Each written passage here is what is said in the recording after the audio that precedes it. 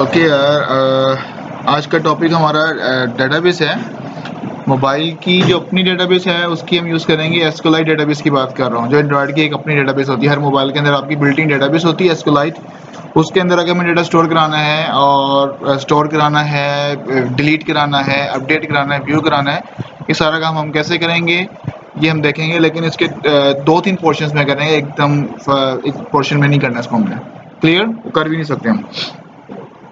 Okay, मैं अभी design की तरफ नहीं जा रहा हूँ और ना ही मैं अभी इस क्लास में आ रहा हूँ। इसको भी हम बाद में देखेंगे। अभी मैं एक डेटाबेस की क्लास बनाना चाह रहा हूँ, उसको हम यूज़ करेंगे।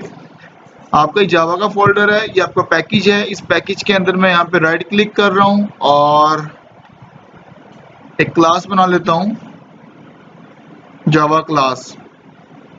और इस जावा क्लास का नाम मैं यहाँ पे रख देता हूँ, कुछ भी नाम रख देता है। मैं रख देता हूँ यहाँ पे माई डेटाबेस के नाम से। जो भी आपने नाम रखना है, मैंने नाम ये रख दिया माई डेटाबेस। ये मैंने जस्ट एक क्लास बनाई है। ये मैंने कैसे बनाई है, यहाँ पे राइट क्लिक करके न्यू में जाके जावा क्लास, डन। क्लास बनाई है यहाँ पे माई डेटाबेस के नाम से, डन। ये भी आपकी सिंपल क्लास है। इसको मैंने डेटाबेस की क्लास बनानी है। कैसे बनाऊंगा? एक्सटेंड्स, अगर इसको एक्टिविटी बनानी, क्या करते हैं? X tends activity, activity.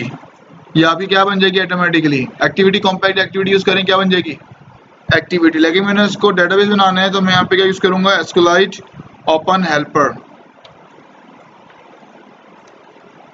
ये आपने यूज करनी है एसक्यूएलाइट ओपन हेल्पर। ये बेसिकली हम यूज करते हैं एसक्यूएलाइट की डेटाबेस की क्लास बनाने के लिए। इसको मैं एक्सटेंड किसके साथ करूंगा? एसक्यूएलाइट ओपन हेल्पर।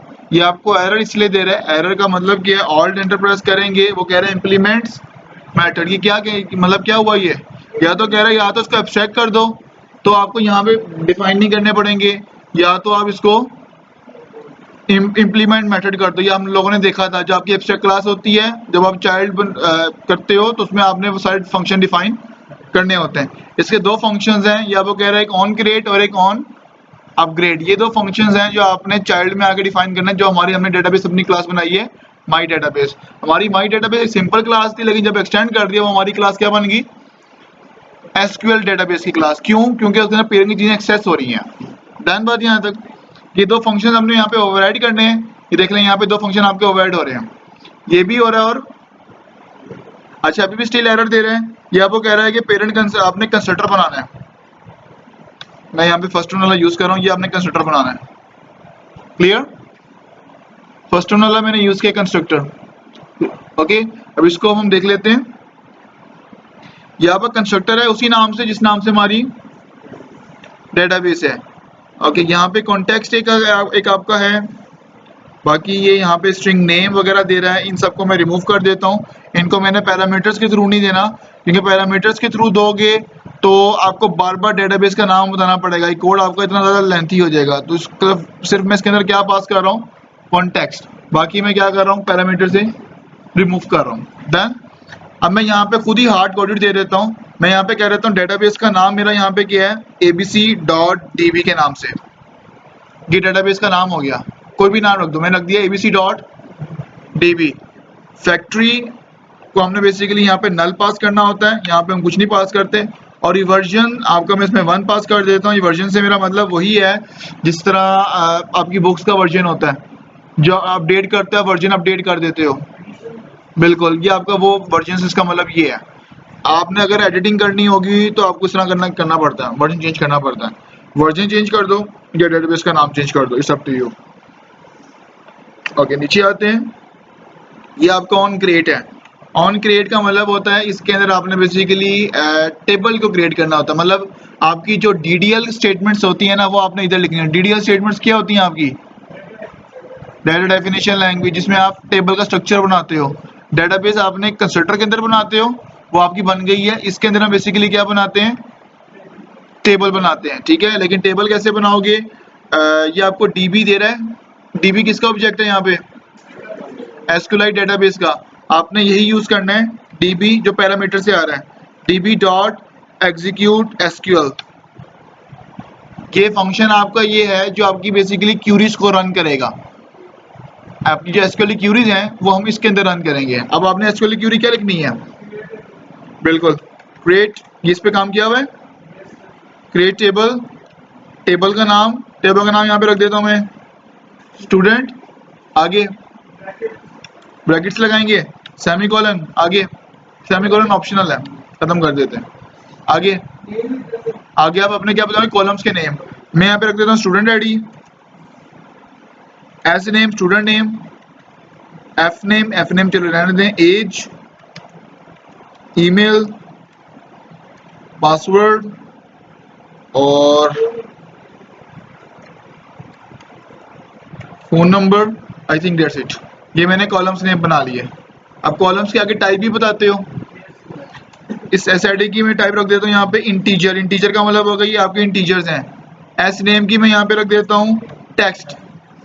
एज में मैं यहाँ पे रख देता हूँ इंटीजर, नहीं पूरा इंटीजर टाइप करेंगे आप। ईमेल के अंदर मैं यहाँ पे क्या लिख देता हूँ? टेक्स्ट। पासवर्ड आपने टेक्स्ट, अगर आप कहोगे मैं इसके अंदर अल्फाबेट भी स्टोर कराने हैं, नंबर सब कुछ, तो आप टेक्स्ट यूज करेंगे। फोन नंबर में इंटीजर भी कर सकते हो, टेक्स्ट बेटर होगा। टेक्स्ट इसलिए बेटर है क्योंकि आप अगर आप लिखना चाहोगे 92-3 आगे इस तरह करके लिखना चाहो, वो आप टेक्स्ट के थ्रू काम कर लोगे। डन। इसमें एक प्राइमरी की करनी है, मैं इस एसआईडी को प्राइमरी की कर देता हूँ, प्राइमरी स्पेस की। ये हमारी ऑटोमेटिकली क्या बन गई? प्राइमरी की बन गई। मैंने इसको एसआईडी को मैंने खुद नहीं देना, खुद ब खुद ही मेरी एसआईडी बन जाए, तो इसलिए क्या लगाऊंगा मैं यहाँ पे? Auto increment. मैंने यहाँ पे क्या लगा दिया? Auto increment. आई थिंक इस स्पेस के साथ होता है।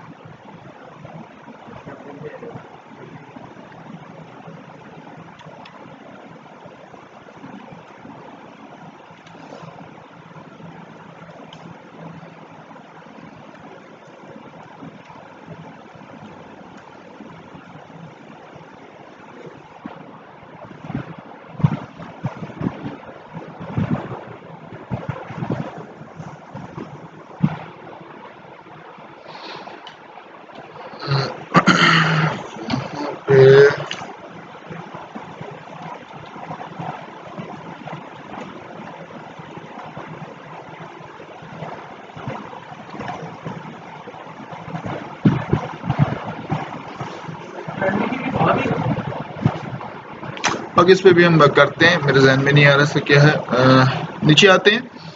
अच्छा, ऑन क्रिएट का फंक्शन आपका करता है, क्रिएट करता है, और ऑन अपग्रेड का मतलब होता है ये आपका सेकंड टाइम बार बार ये आपका ऑन अपग्रेड चलता है।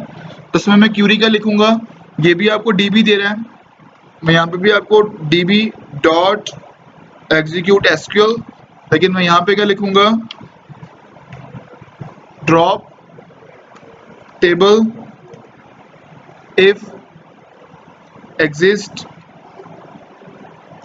किस नाम से आपने बनाया? स्टूडेंट। मतलब ये है कि अगर आप दोबारा टेबल ये दोबारा क्रिएट नहीं करेगा। क्लियर बात यहाँ तक? अगर मेरा स्टूडेंट बना होगा तो इस दोबारा टेबल को क्रिएट नहीं करेगा। और इसी के अंदर मैं आपको ऑन क्रिएट वाले फंक्शन को कॉल करके डीबी का ऑब्जेक्ट दूंगा। आपसे वो मांग रहा है एसक्यूएलाइट डेटाबेस का ऑब्जेक्ट। एसक्यूएलाइट का डेटाबेस का ऑब्जेक्ट किस नाम से बना हुआ है? डीबी के नाम से। आपने इसमें क्या पास कर दिया? डीबी। यहाँ तक ही मसला।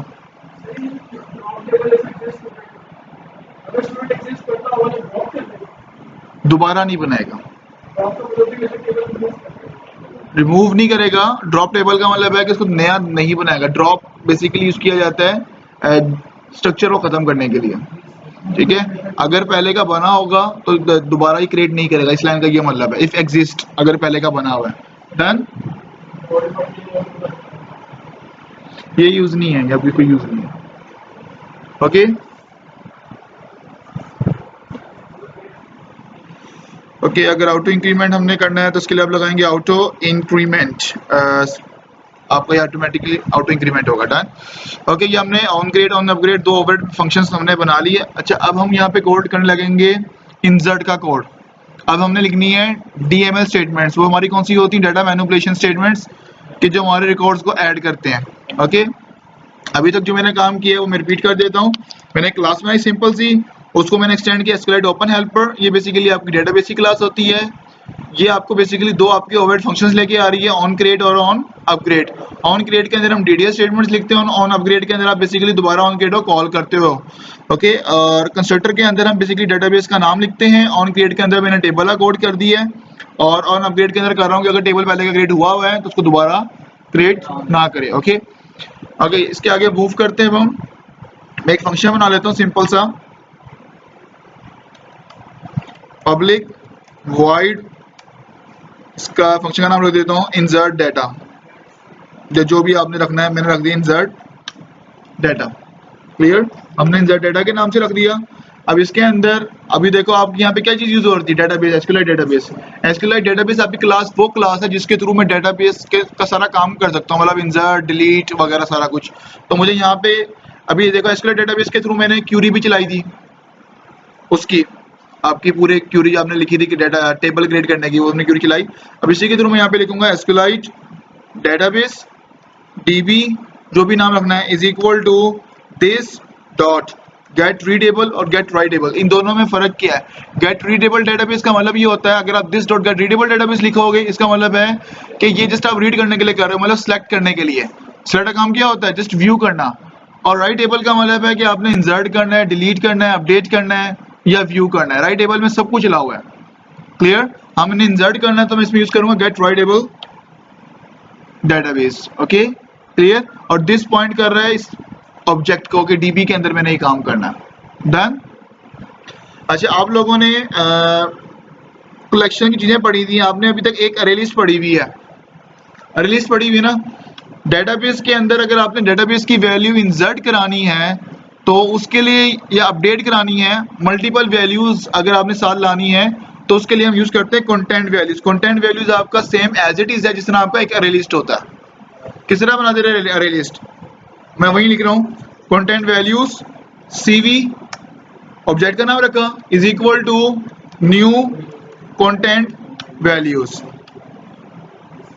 क्लियर, आप अरे लिस्ट के अंदर क्या लिखते रहे? ऐड, इसमें हम लिखेंगे सीवी डॉट पुट। क्या लिखेंगे? सीवी डॉट, इसके अंदर पुट यूज होना है। इसके अंदर आपको दो पैरामीटर देने पड़ेंगे, एक की, दूसरा वैल्यू। की का मतलब होगा आपके कॉलम्स नेम, कि ये वाली वैल्यू आपने किस कॉलम में भेजनी है। यहाँ पे आपने एज इट इज स्पेलिंग वही लिखने हैं जो आपके कॉलम्स के नाम है, क्योंकि इसने उस कॉलम पे वैल्यू भेजेगा। कौन सी वाली? ये कोमे के बाद वाली। अगर आप यहाँ पे एबीसी लिख रहे हो इस तरह करके डबल कोट्स में, ये एबीसी स्ट्रिंग में जो वैल्यू है कहाँ भेज देगा? आपकी की में, जो आप यहाँ पे बताओगे।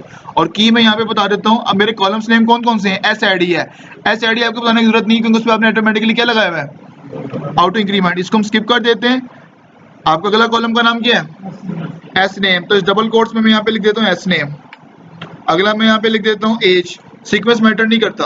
ओके, ईमेल, पासवर्ड और फोन नंबर। स्पेलिंग का ख्याल कीजिएगा। मैं यहाँ पे लिख देता हूँ फोन नंबर,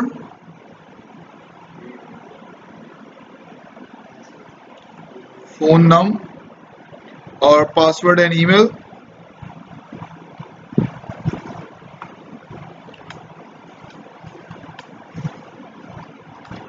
अब यहाँ पे लिख देता हूँ, एक ईमेल का कॉलम में जानी है, दूसरी वैल्यू किसमें जानी है? हमारी पासवर्ड में। ये हमारे कीज हैं। कंट्रोल डी नीचे उसका डुप्लीकेट बना देता है। क्लियर बात यहाँ तक? ओके, अब एबीसी के अंदर अब हम यहाँ पे क्या करेंगे? यहाँ पे मैंने वो देने वेरिएबल्स। क्या देने? वेरिएबल्स। अब इसके अंदर बेसिकली आपने वैल्यूज भेजनी है। हम अभी फंक्शन को क्या कर रहे हैं? डिफाइन। हमने फंक्शन के अंदर वैल्यूज लानी, किस तरह लाते हैं वैल्यूज? किसके थ्रू? सॉरी, यूजर तो इनपुट लेता है, मैंने फंक्शन के अंदर वैल्यूज भेजनी है। कैसे लाता हूं मैं? पैरामीटर्स के थ्रू, पैरामीटर्स और आर्गुमेंट्स के थ्रू। या आपने फंक्शन देखे होंगे, एक सिंपल फंक्शन होता है, एक फंक्शन के अंदर आपने बाहर की वैल्यूज लानी होती है तो क्या बनाते हैं? पैरामीटर्स और आर्गुमेंट्स, उनके थ्रू आप काम करते हैं। क्लियर, अब मैंने यहीं पे वही बनाऊंगा, क्योंकि जब मैं फंक्शन कॉल करूंगा इंसर्ट डाटा का, तो जो मैंने इनपुट बॉक्स से वैल्यू ली होंगी वो वेरिएबल में स्टोर होंगी, वो इसमें मैं पास करूंगा। डन बात यहाँ तक? तो उसके लिए मुझे यहाँ पे क्या बनाने पड़ेंगे? पैरामीटर्स। स्ट्रिंग के बनाओगे, स्ट्रिंग क्योंकि आपकी जो वैल्यू गेट करता है एडिट टैग से वो किस में होती है, आपकी स्ट्रिंग में होती है। स्ट्रिंग एक में बना लेते हो नेम, इसका नाम आप जो मर्जी रख लो, बस ये जो कीज होती हैं ये एज इट इज सेम वही हो जो आपके कॉलम्स के नेम है। मैंने रख दिया string name, string age, string email, string password और स्ट्रिंग फोन। क्लियर बात यहां तक?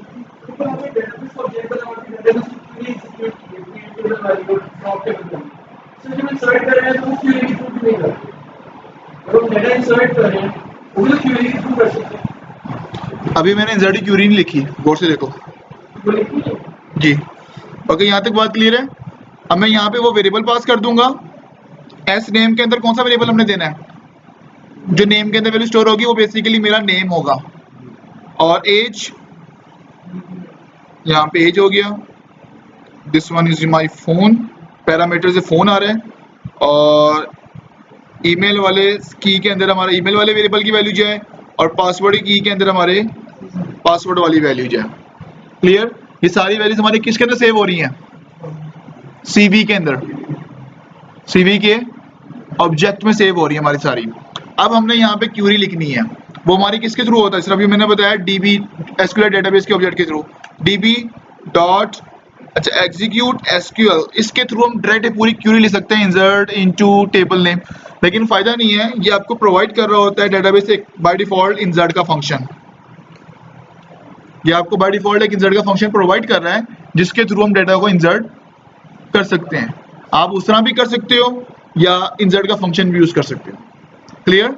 इंसर्ट के फंक्शन के अंदर आपसे कुछ पैरामीटर डिमांड कर रहा है। वो डिमांड क्या कर रहे हैं, सबसे पहले आपसे क्या मांग रहा है, टेबल नेम।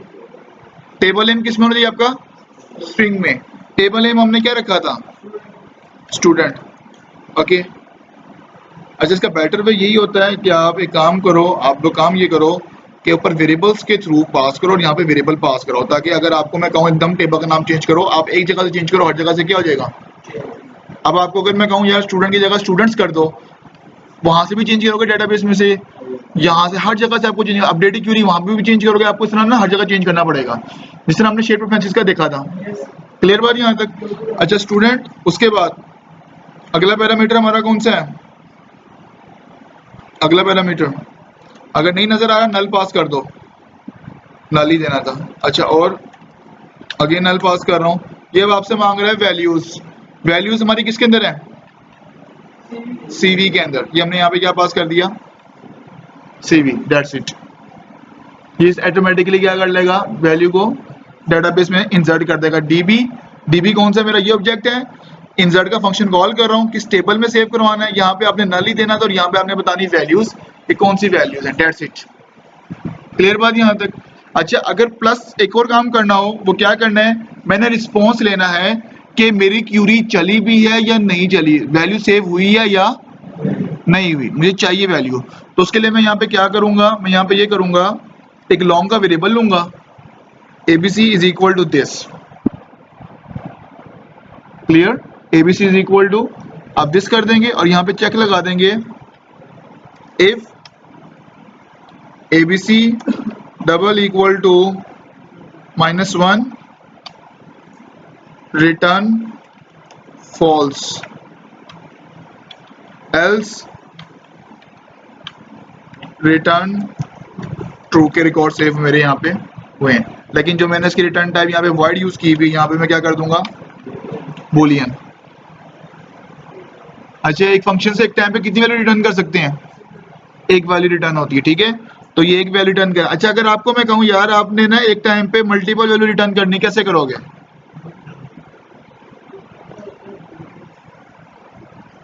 मैं आपको कहूँ आपने एक टाइम पे 5 वेरिएबल्स की वैल्यू रिटर्न करनी है फंक्शन से, कैसे करोगे,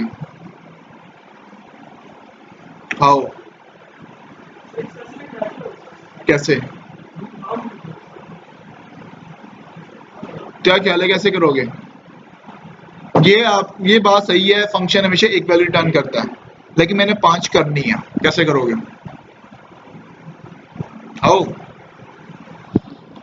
क्लास बनाऊंगा, इसकी रिटर्न टाइप वो क्लास कर दूंगा, जो भी मैंने क्लास बनाई है इसके अंदर मैं क्लास का ऑब्जेक्ट बनाऊंगा और कंस्ट्रक्टर के थ्रू वैल्यूज को पास करा दूंगा। ऑब्जेक्ट में मेरी 5 वैल्यू स्टोर हो गई और रिटर्न उसका ऑब्जेक्ट, और जब फंक्शन कॉल करोगे वो ऑब्जेक्ट आपको मिल रहा होगा और वो आपको 5 वैल्यू गेट करेगा, जो हमने अरे लिस्ट में भी देखा था। बात समझ में आ गई? लेकिन फिर उसकी रिटर्न टाइप भी क्या करनी पड़ेगी आपको, क्लास का नाम, तभी आप उसका ऑब्जेक्ट रिटर्न कर सकते हो। ठीक है, फिर भी आपकी देखो एक ही वैल्यू रिटर्न हुई है, एक ऑब्जेक्ट रिटर्न हुआ है, लेकिन उसके अंदर हम मल्टीपल वैल्यूज को रिटर्न करें। ये लॉजिक्स होते हैं आप लोगों के। डन बात यहाँ तक? ओके, ये हो गया। ये हमारा फंक्शन था इंसर्ट का। अब एक फंक्शन और बना लेते हैं, पब्लिक बूलियन। अब हम बना लेते हैं डिलीट का, डिलीट रिकॉर्ड के नाम से मैं बना रहा हूँ। 2 पैरामीटर्स। अच्छा, डिलीट रिकॉर्ड के अंदर मुझे पैरामीटर चाहिए होगा, कौन सा? अच्छा, इसकी तरफ अभी आते हैं। पहले आपको डेटाबेस का ऑब्जेक्ट बनाना पड़ेगा। SQLite database db is equal to this dot get writable database, क्योंकि आपने एडिटिंग वगैरह करनी है। ठीक है, इसके लिए आपको कंटेंट वैल्यूज का ऑब्जेक्ट चाहिए नहीं। क्यों नहीं चाहिए? क्योंकि आपने मल्टीपल वैल्यूज में सेव तो करानी नहीं है ना, आपने यूज करना है। इंसर्ट के अंदर तो आपने वैल्यूज भेजनी थी, इतनी सारी वैल्यू। डिलीट के अंदर तो नहीं कुछ होता, डायरेक्ट लिखोगे यहाँ पे db डॉट डिलीट, जिस तरह हमने कंटेंट वैल्यू के बाद जो काम किया था। क्या क्या देना है इसके अंदर हमने, टेबल नेम, उसके बाद स्ट्रिंग वेयर क्लॉज और स्ट्रिंग वेयर आर्ग्यूमेंट्स, ये आपने देने हैं। सबसे पहले टेबल का नाम, टेबल का नाम हमारा यहाँ पे क्या है, स्टूडेंट। उसके बाद वेयर क्लॉज, वेयर क्लॉज क्या होता है? डिलीट के अंदर आपका वेयर क्लॉज आता है। क्यों आता है वेयर क्लॉज? अब मैं किसके थ्रू डिलीट करूंगा यहाँ पे, आईडी के थ्रू। गुड, तो मैं यहाँ पे लिख दूंगा कॉलम नेम मेरा यहाँ पे क्या है, SID के नाम से रखा हुआ है, SID इज इक्वल टू 1। अगर मैं ये लिख दूंगा ना तो जितनी बार ये फंक्शन चलेगा कौन सी आईडी डिलीट करेगा, 1 को। मैंने 1 डिलीट नहीं करना, मैंने किसको डिलीट करना है, जो मैं पास करूं वैल्यू, जो मैं वैल्यू की क्या करूं, पास करूं। मतलब इसको डायनेमिक करना है, मुझे पैरामीटर चाहिए स्ट्रिंग आईडी। क्लियर? जो भी जब मैं कॉल करूंगा वो जो आईडी होगी वो डिलीट कर दें। डन बात यहाँ तक? लेकिन इसके अंदर इस तरह लिखते हैं, आप यहाँ पे लिखोगे question mark, SID is equal to question mark, और यहाँ पे लिखोगे न्यू स्ट्रिंग, ये सेकंड वाला यूज करेंगे, और इसके अंदर ये पास करेंगे आईडी वाला वेरिएबल। ये बेसिकली इसको रेफर कर रहा है। बात समझ में आ गई? ये साथ ही लिख सकते, हमने लिखा new string square bracket curly bracket में पास कर रहा हूँ, इस आईडी का मतलब है इस क्वेश्चन मार्क की जगह हमारा यहाँ पे क्या आ रहा है, आईडी आ रहा है। अगर आपने 2 कंडीशन बनानी हो, आपने कहना हो where SID is equal to this and name is equal to this, 2 parameter चाहिए आपको। यहाँ पे क्या लिखोगे, स्ट्रिंग नेम। ठीक है, अच्छा, नेम वाले कॉलम का नाम मेरा यहाँ पे किस नाम से है, S नेम। तो मैं यहाँ पे लिख दूंगा where SID is equal to this and S name is equal to question mark, और यहाँ पे लिख दूंगा पैरामीटर से क्या आ रहा है आपका, नेम। ये पैरामीटर्स की वैल्यू है आपकी। ठीक है, अब इसका मतलब क्या है, ये सीक्वेंस डिपेंड करता है। फर्स्ट क्वेश्चन मार्क आपको रिप्रेजेंट करेगा इसका फर्स्ट पैरामीटर को, आईडी हमारा इधर जा रहा है और नेम हमारा सेकंड में जाएगा। ये सीक्वेंस मैटर करता है। अगर आप इसको आगे पीछे कर दोगे तो ये भी हमारा बेसिकली उसके मुताबिक ही चलेगा। अगर नेम पहले होगा तो बेसिकली इस तरह यूज करेगा SID is equal to name और S name is equal to ID, वो काम गलत हो जाएगा। बिल्कुल बात यहाँ तक? और इनके बीच में आप क्या लगाते थे वहां पे, इस तरह करके, ये वही हम कर रहे हैं। ये हमारी बेसिकली वेयर क्लॉज है, और ये इज इक्वल टू के बाद जो आप लिखते थे आर्गुमेंट्स वो हम इसमें बता रहे हैं। डन? डायरेक्ट नहीं है ये, उसके बिल्ट इन अपने हैं, ईजी है आपके लिए काम करना। मैं बाकी यहाँ पे जस्ट आईडी के थ्रू डिलीट करना है, और मैं यहाँ पे डिलीट कर रहा हूँ, दैट्स इट। आगे सेम काम वही है, मुझे रिस्पॉन्स चाहिए long ABC is equal to this, और उसके बाद लिख दूंगा बाकी आगे वही कंडीशन है सारी जो मैंने यहाँ पे लगाई हुई है, यही कॉपी यहाँ पे भी कर दूंगा।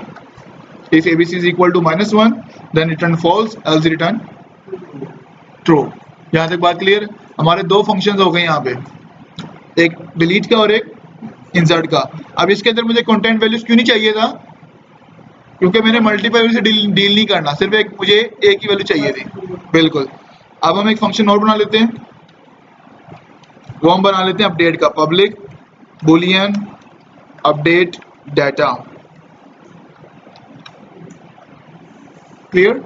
इसके अंदर भी वही लिखूंगा मैं, SQLite database db is equal to this dot get writable database, क्योंकि आपने अपडेट करना है। अच्छा, इसके लिए मुझे कंटेंट वैल्यूज चाहिए होगी, क्यों चाहिए होगी, न्यू मल्टीपल वैल्यूज मैंने क्या करनी होगी, इंसर्ट करनी होगी। तो मैं ऊपर से ही कोड कॉपी कर लेता हूँ, मैं अगेन लिखने से तो नहीं रहा, तो मैं ये कॉपी कर लेता हूँ सारा कोड, मैं यहाँ पे लिख देता हूँ लाइक दिस कि content values CV is equal to new content values. की तो आपकी फिर वही होंगी, सेम कॉलम में वैल्यू भेजनी होगी, कीज तो वही होंगी। बाकी इन वैल्यूज को यहाँ पे लिखोगे कि string name, string age, string phone, string email, string password. Clear. Wait यहाँ तक बात क्लियर है। अच्छा, ये आपकी वैल्यूज आ गई हैं, सारी पैरामीटर की जो वैल्यू आ रही है, जब आप कॉल करोगे आपको name, age, phone, email, password देना पड़ेगा। यहाँ तक किसी कोई मसला। अच्छा, अब इसके बाद आपने नीचे इंसर्ट का क्या कोड चलाया था, db डॉट इंसर्ट, इसमें कौन सा चलाया, db डॉट डिलीट, इसका एक अपना फंक्शन है db डॉट अपडेट के नाम से। इसके अंदर आपने क्या देना है, टेबल, उसके बाद कंटेंट वैल्यूज, फिर स्ट्रिंग, वेयर क्लॉज, उसके बाद वेयर आर्गुमेंट्स। टेबल का नाम हमारे पास क्या था, स्टूडेंट, कंटेंट वैल्यूज का ऑब्जेक्ट का नाम हमारा क्या है, CV। वेयर क्लॉज क्या होगा, किसको अपडेट करना, उसमें भी वेयर क्लॉज आता है, क्या लिखेंगे, SID इज इक्वल टू, अब मुझे ID चाहिए पैरामीटर में, तो ID बनाया ही नहीं है, और यहाँ पे लिख दूंगा कॉमा न्यू स्ट्रिंग, और यहाँ पे लिख देंगे ID। मैंने तो ID का बनाया नहीं है, हमने तो ID के थ्रू अपडेट करना है, तो पैरामीटर मुझे ID भी तो देनी पड़ेगी कि किस ID को मैंने अपडेट करना है। सारी वैल्यूज अपडेट हो रही होंगी, लेकिन ID के थ्रू चेंज होगी, ID अपडेट नहीं होगी हमारी। डन बात यहाँ तक। बाकी आगे वही कोड है, long ABC is equal to this, और यहाँ पे हम वही लॉजिक लगाएंगे कि अगर रिकॉर्ड सेव हुआ है, कोई मसला है यहाँ तक। अच्छा, अब जो आप मुझसे पूछ रहे थे, अब उसका मैं आंसर देता हूँ। वो आपको मल्टीपल फंक्शंस बनाने पड़ेंगे, वो ओवरलोडिंग कॉन्सेप्ट आपका आएगा। अब ये अब आपका बेसिकली किसको अपडेट कर रहा है, सारों को। ID तो आपका हर किसी के साथ होगा, आपने बस नेम को करना होगा, सेम फंक्शन बनाओ, दो स्ट्रिंग के बना दोगे, ये नाम चेंज कर देना, नाम आपको चेंज करना पड़ेगा। हाँ, वो हर किसी के लिए आप अलग-अलग बनाओगे, डन। लेकिन एक वैल्यू हो, दो वैल्यू हो, वो आपको CV के थ्रू ही करना पड़ेगा, क्योंकि इसके अंदर आपको CV पास करना है, कंटेंट वैल्यूज पास करनी है, उसकी तरफ बाद में बात करते हैं। डन बात यहाँ तक। ओके, नेक्स्ट अब हम बात कर लेते हैं, उसके बाद वाइंड अप कर देता हूँ। अब हमने करना है उसका दो फंक्शन अभी सॉरी रहते हैं अभी। अब हमने करना है डाटा व्यू करना है, क्या लिखोगे, पब्लिक void शो डाटा। मैंने सारा रिकॉर्ड देखना है। शो डाटा में हमारी क्यूरी क्या होती है, जो इस तरह, इसमें आपको उसकी जरूरत नहीं पड़ती वेयर क्लॉज की, तो उसका पैरामीटर क्या होगा, खाली। अगर वेयर क्लॉज लगाओगे फिर आपको, हाँ, मैं हमने सारा डाटा देखना है, तो मैं यहाँ पे लिख देता हूँ शो ऑल डाटा के नाम से फंक्शन बना रहा हूँ, तो इसमें तो वेयर क्लॉज नहीं होगा, ठीक है, तो आपको पैरामीटर की जरूरत भी नहीं है। बाकी वही करोगे code, SQLite database db is equal to this, get writable लिखना है, गेट रीडेबल करना है, इसमें दोनों चलते हैं आपके। मैं यूज कर रहा हूँ इसमें गेट रीडेबल डेटाबेस, राइट भी चलेंगे, रीड भी, लेकिन राइट का मतलब होता है इसमें अपडेशन हो आपकी डेटाबेस में। इंसर्ट में भी आपकी डेटाबेस के स्ट्रक्चर में अपडेट हो रहा है, टेबल में, डिलीट में भी अपडेट हो रहा है, अपडेट में भी अपडेट हो रहा है, सिलेक्ट में जस्ट आप क्या कर रहे हो, गेट कर रहे हो, तो इसमें रीडेबल भी चलेगा और राइटेबल, जस्ट सिलेक्ट की बात कर रहा हूँ मैं। डन। अच्छा, इसके अंदर आपको कंटेंट वैल्यूज नहीं चाहिए, कुछ भी नहीं चाहिए, क्या लिखोगे, db डॉट शो के नाम से कोई फंक्शन नहीं है, सिलेक्ट के नाम से कोई फंक्शन नहीं है, इसमें आपको क्यूरी खुद लिखनी पड़ेगी, तो उसके लिए हम लिखेंगे यहाँ पे रॉ क्यूरी का फंक्शन। ये बेसिकली आपको खुद से क्यूरी अगर लिखनी है, उसके लिए हम यूज करते हैं रॉ क्यूरी। क्लियर। अब क्यूरी हमारी क्या होती है इसके अंदर, वो देखो आपको लिखा है SQL query, select asterisk from table name student, clear. और उसके बाद आपने यहाँ पे पास करना है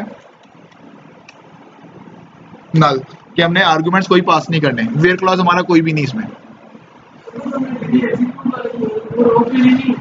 उसके थ्रू भी चल जाएगा। दोनों डिफरेंट फंक्शंस हैं ये आपके सारी तरह। इसमें एक db डॉट रॉ क्यूरी भी है, db डॉट क्यूरी भी है, लेकिन पैरामीटर्स का फर्क आता है। उसमें आप वो वाले पैरामीटर नहीं दे सकते वेयर क्लॉज, उसमें इशू आना है। इसमें वेयर क्लॉज का एक बना हुआ है। अब इसमें देखो, इसमें क्या होगा, स्ट्रिंग का टेबल का नाम बताओ, फिर स्ट्रिंग के पैरामीटर्स दो। इसमें डिफरेंट है, मतलब हर फंक्शन का एक डिफरेंट कॉलिंग स्टाइल है। क्लियर बात यहाँ तक। इसका भी मैंने रिस्पॉन्स लेना है, लेकिन इसका रिस्पॉन्स मैं क्या लूंगा कि डाटा मिला नहीं, इसका रिस्पॉन्स मुझे चाहिए। अच्छा, इसके अंदर अब वैल्यूज जो रिटर्न करेगा, मैं इसको स्ट्रिंग में तो ले नहीं सकता, मैं यहाँ पे लिख नहीं सकता इस तरह करके string a is equal to this, के रिकॉर्ड जितने हैं सारे किसमें सेव हो जाए, a में। अब a में तो एक वेरिएबल के अंदर कितनी वैल्यूज आएंगी, एक, मुझे नहीं पता कितनी वैल्यूज हैं। इसके लिए मैं यहाँ पे यूज करता हूँ डेटाबेस के लिए जो हम यूज करते हैं यहाँ पे कर्सर हम यूज करते हैं वैल्यूज पिक करने के लिए। ये आप समझ लो एक आपकी क्लास है और डायनेमिक क्लास है, आपकी अरे लिस्ट की तरह होता है, जितना रिकॉर्ड आ रहा है सारा कर्सर में सेव हो रहा है, कोई लिमिट नहीं इसकी। एक रिकॉर्ड, 0 रिकॉर्ड, 10 रिकॉर्ड्स, 100, 2000 जितने रिकॉर्ड हैं सारे इसके अंदर क्या हो रहे हैं, सेव हो रहे हैं। ओके, और इसको मैं यहाँ से क्या कर दूंगा, रिटर्न कर दूंगा, रिटर्न ए, या रिटर्न लिख देता हूँ सी। डन बात यहाँ तक। और इसकी रिटर्न टाइप मुझे क्या करनी पड़ेगी, वाइड की जगह कर्सर। हमेशा आपकी वही वैल्यू रिटर्न होती है जिस टाइप का आपका वो हो। आपने इंट वैल्यू रिटर्न करनी है, आपको रिटर्न टाइप क्या करनी पड़ती है, इंट। फ्लोट वैल्यू रिटर्न करनी पड़ेगी, क्या करोगे, फ्लोट। अब मैं सी रिटर्न कर रहा हूँ, सी की टाइप क्या है, तो आपको रिटर्न टाइप क्या करनी पड़ेगी। अब सी के अंदर जितनी वैल्यूज होंगी वो सारी क्या हो जाएंगी, रिटर्न हो जाएंगी। एक और फंक्शन बना लेते हैं, यहाँ पे लिख देता हूँ, ये मैं लॉगिन का बना रहा हूँ, लॉगिन डाटा इस नाम से बना रहा हूँ।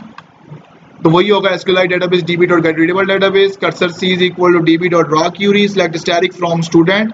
अब मैं यहाँ पे लिखूंगा where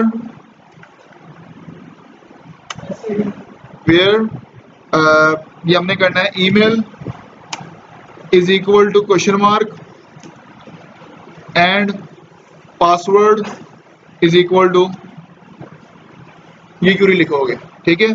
और यहाँ पे अब हम बता देंगे न्यू स्ट्रिंग, वो तो मुझे लेनी पड़ेंगी वैल्यूज पैरामीटर्स में, कि मैं जब फंक्शन कॉल करूंगा जो यूजर ने ईमेल दिया है वो गेट करूंगा, जो पासवर्ड दिया यूजर ने वो गेट करके यहाँ पास करूंगा। तो स्ट्रिंग ईमेल और पासवर्ड में इनके थ्रू लॉगिन कर रहा हूँ, आपने जिसके थ्रू लॉगिन करना है उसके थ्रू लॉगिन कीजिएगा, स्ट्रिंग ईमेल और पासवर्ड के थ्रू। और यहाँ मैं क्या पास कर दूंगा, ईमेल एंड पासवर्ड। अब इसको इसके मुताबिक जितनी भी क्यूरीज मिलेंगी वो सी के अंदर स्टोर कराएगा और रिटर्न को सी कर देगा। क्लियर बात यहाँ तक। ओके, आज का लेक्चर हमारा यहीं तक था, इसको आप नोट डाउन कर लें, इसको आप ट्राई करें, ठीक है। ओके।